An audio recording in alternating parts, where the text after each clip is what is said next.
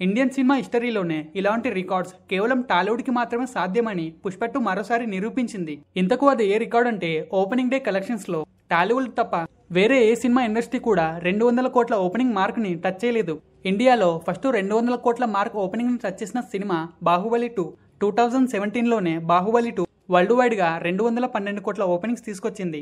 ఆ తర్వాత 2022లో RRR world wide గా 224 కోట్ల ఓపెనింగ్స్ తీసుకొచ్చింది. అండ్ ఈ రెండు సినిమాలు రాజమౌళి కావడమే విశేషం.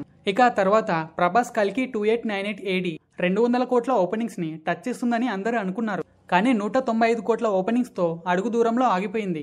కానీ ఆ లోటును ఇప్పుడు పుష్ప 2 తీర్చేసింది. పుష్ప 2 ఏకంగా 295 కోట్ల ఓపెనింగ్స్ తో ఇండియాలోనే హైయెస్ట్ ఓపెనింగ్స్ తీసుకొస్తున్న సినిమాగా పుష్ప 2 రికార్డ్ క్రియేట్ చేసింది.